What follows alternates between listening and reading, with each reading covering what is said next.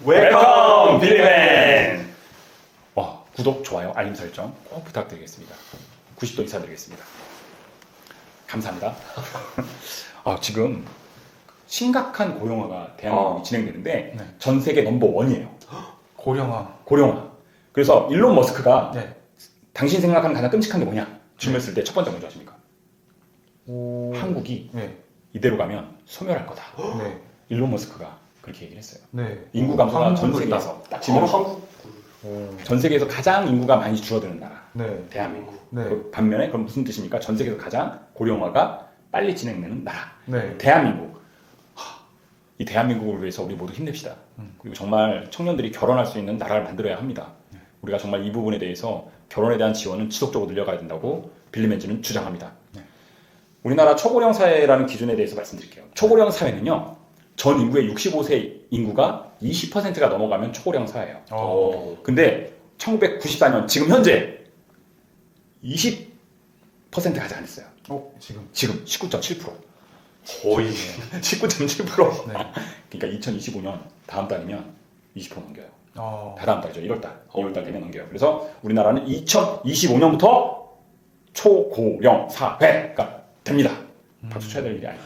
근데 이게 초고령 사회 딱 뭐 그런 이야기를 딱 들었을 때 상황이 와닿지가 않는데 어떤 상황이 돼가는 거예요? 그러니까 되게 이게 일본보다 훨씬 속도가 빠르거든요. 네. 일본이 한 10몇 년 걸렸던 거 8년 만에 이루고 있어요. 네. 이게 또 초고령 사회가 되면은 네. 가장 심각한 거는 소비자가 줄어드는 거야. 소비자. 네. 이게 초고령 사회에서 핵심 키워드는 소비 인구의 축소예요. 네. 그리고 두 번째는 생산 인구의 축소야. 생산을 하는 사람이 월급을 받고 소비를 하잖아요. 네. 근데 생산하는 사람들이 줄어들고, 그러니까 돈이 없으니까 소비도 줄어들어서 네. 심각한 건데, 우리나라 경제 연간 성장률이 0.38% 하락할 거라고 생각하고 있어요. 엄청난 거거든요. 0.38%가. 왜냐면 1년에 선진국들이 보통 성장하는 연간 성장률이 1.5%, 1.2%, 2% 이런데 0.4%가 날아가는 거예요. 그것보다 더 크게 그러니까. 감소하네요. 그러니까 엄청나게 지금 내수 시장도 죽을 수밖에 없고, 네. 어떤 이런 수출 시장 안에도 인력이 투입되는 영역에서는 되게 데미지가 클 수밖에 없죠. 이게 2024년 한국은행이 7월달에 분석해서 내놨어요. 네. 0.38% 감소할 거다. 네. 준비해라. 이거를 10년 전부터 얘기했거든요, 사람들이. 근데 아무런 준비가 안 돼 있어요. 네. 이게 더 비극인 거예요. 뭘 아는데 준비해요? 준비가 안 됐어요. 예를 들면 그런 거예요. 생산 인구가 줄어들어요. 네. 그럼 퇴직 연령을 뒤로 미루면 되잖아요. 네. 그래서 더 오래 일할 수 있는 구조를 만들면 되잖아요. 네. 근데 그런 사회적 합의도 안 된 거죠. 어떻게 보면 법적으로 그런 걸 규정한다든지. 근데 거긴 또 약간의 기업적 이익이 있어요. 네. 그냥 무인화를 할 수 있거든요. 요새 뭐 키오스크부터 시작해서 뭐 생산 공정 안에서의 기계들이 더 정교화되면서 네. 무인이라는 어떤 단어의 무인 공장, 무인 가게 이런 것도 많아지잖아요. 네. 그만큼 사람을 고용해서 고정비용을 늘리기보다는 기계 한 대를 잘 설치해서 고정비용을 세이브하는 쪽에 지금 방향성이 설정되다 보니까 네. 사람을 줄이는 거에 대해서 다들 혈안이 되어 있는 거죠. 이게 굉장히 좀 슬픈 얘기긴 하죠. 그래서 제가 이거 조사하면서 놀란 게 있어요. 지금 이제 초고령 사회의 핵심 이슈의 그 연생들을 네이밍하면 2차 베이비 부모예요. 네. 2차 베이비 부모. 이들은 1964년생에서 1974년생이에요. 저하고 이제 저도 거의 그 2차 베이비 부모 다음이거든요. 네. 이들이 지금 50대거든요. 딱 50대부터 60세까지가 네. 1964년에서 1974년생이에요. 네. 인구가 우리나라 이 항아리 분포도에서 가장 많아요. 954만 명. 와, 엄청나죠. 954만 명. 가장 인구가 많아요. 전체 인구의 18.6%예요. 이들이 이제 65세 이상으로 넘어가는 시대 있잖아요. 그게 언제부터냐면 이제 5년 후부터 시작된데 네. 초초고령화 사회가 돼버리면 이 954만 명이 그대로 위로 올라가는 거고 와. 완전 고령한 거죠. 그래서 2050년에는 우리나라가 이 65세 인구가 40%가 넘어가요. 45%. 와, 그러면 저희 나라가 어떻게 돌아가야 되지? 거의 뭐 그렇죠. 몇 년생이십니까, 부모님? 부모님. 예. 60년. 네. 1차 베이비 부모 세대구나. 몇 년생이세요? 전 74년 와, 딱 2차 베이비 부모. 딱 들어가 있어요. 막차 딱 거기 계시네요. 근데 이게 문제가 뭐냐면 이 분들이 대부분 다 그래도 나름 이제 공부를 하셨던 분들 많아요. 네. 대학 다 어느 정도 많이 나오신 분들 많고 그리고 이분들이 진짜 80년대 때 70년대 때 10대 80년대 때 20대 그때 되게 잘 되던 시기 아닌가요? 그죠. 근데 군사 독재 시절 군사 독재. 그리고 회사에서 일하면 뺨 맞고 일하던 시절 야생에. TV에서만 보던 정말. 뭐 저기 90년대 때 30대 네. 좀 이제 살만해질 때 IMF를 겪었죠. 직장생활 해고되고 이러시죠. 막 갑자기 잘리고. 네. 그래서 40대 때 다시 일어날 때 사회 버틴 사람은 대기업 간부급 되고 이제 못 버틴 사람은 자영업으로 빠지고. 네. 그리고 지금 시점에 50대거든요. 네. 자영업 빠진 분들은 다 카페 철수, 식당 철수하면서 진짜 고난이 많은 세대인 거죠. 네. 그리고 대기업에서 버틴 사람들은 50대만 돼도 다 내보내거든요. 네. 이제 버틴 아. IMF 버텼는데 다 잘리는 거죠. 네. 그렇죠. 다 이제 밀려나가는. 그러니까 이분들이 또 사회에 나와서 할 게 없어요.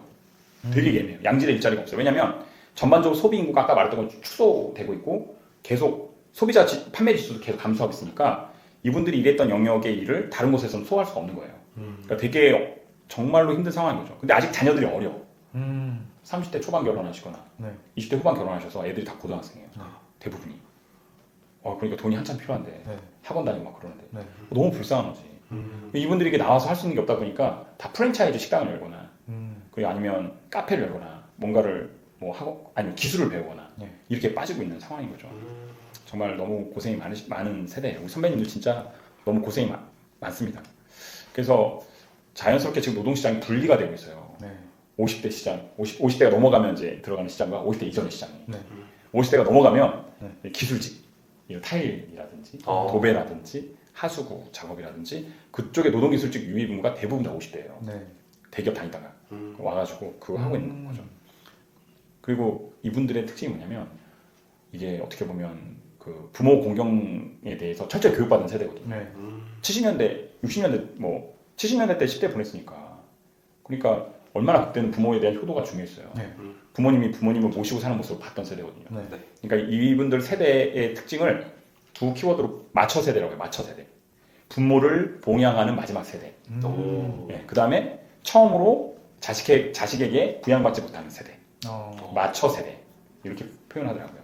그러니까 어떻게 보면 되게 그 퇴직 이후에 삶이 준비가 안 돼 있고 열심히 살았는데 지금 되게 어떻게 보면 직장에서 내몰리고 또 분투를 위해서 살아가고 있는 상태인 거죠. 이게 50대 현실이에요.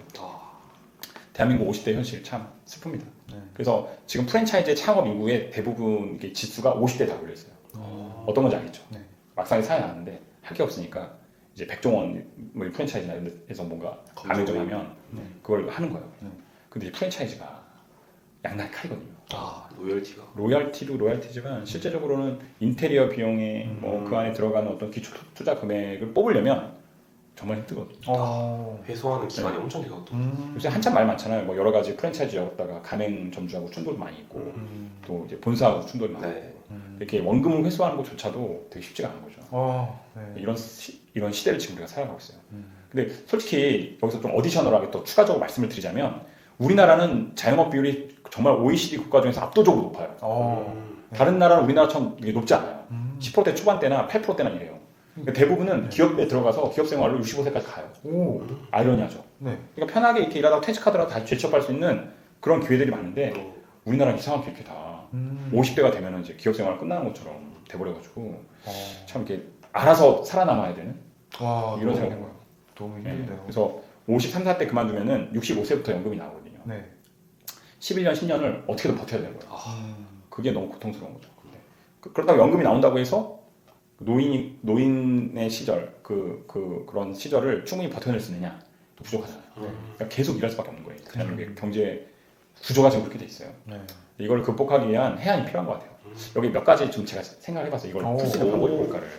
네. 첫 번째는 진짜 정말 세금을 슬림하게 써야 돼요. 잘 관리해야 돼요. 불필요한 비용을 줄여야 돼요. 정말 이제는 우리 고령화 사회를 준비하려면 합리적 세금 쓰임 방법에 대해서 범국민적으로 오픈해서 관리해야 돼요. 이거 뭐 짬짬이 막 다 써버리고 네. 이러잖아요.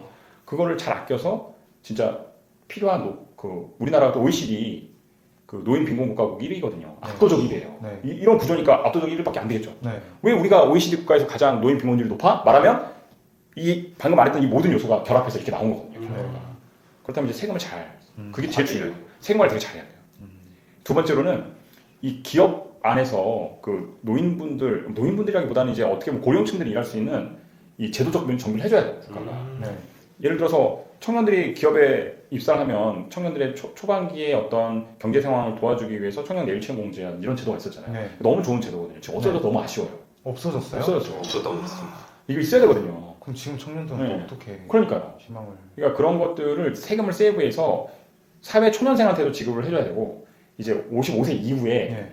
그 은퇴자들한테도 지급을 해줘서 그 은퇴자를 고용한 회사가 임금을 좀 더 덜 부담할 수 있도록 구조를 해주면 네. 이게 이렇게 피라미드 구조가 되거든요. 이렇게 임금 피크가 자연스럽게 사회적 임금 피크 제도를 만드는 거죠. 네. 이렇게 해서 좀 보완을 해준 거예요. 네. 그러면 이제 고령층들이 그거를 60대 이후에 65세 이렇게 약간 분들이 취업을 해서 소득이 생기니까 또 소비를 이어지잖아요. 네. 그래서 이제 건강한 소비 패턴이 다시 이루어질 수 있도록 이거를 라인업을 하는 작업이 돼야 되는데 나라가 예. 돌아가야 돼. 그렇죠. 네. 그러니까 10대부터 최소한 80대까지 책임 못 지더라도 네. 65세까지는 국가가 일했을 때 끝까지 제도적으로 일할 수 있는 구조를 만들어준 거죠. 네. 근데 많은 돈이 필요할 듯 보이지만 충분히 할 수 있을 것 같거든요. 근데 범부처적인 협조가 필요할 것 같고 그리고 관심이 필요한데 이걸 다 묶어서 갈 수 있는 컨트롤 타워가 필요할 것 같아요. 이게 뭐 보건복지부 산하냐 아니면 뭐 국토부 산하냐 네. 이게 막 협업이 안 되는 거죠.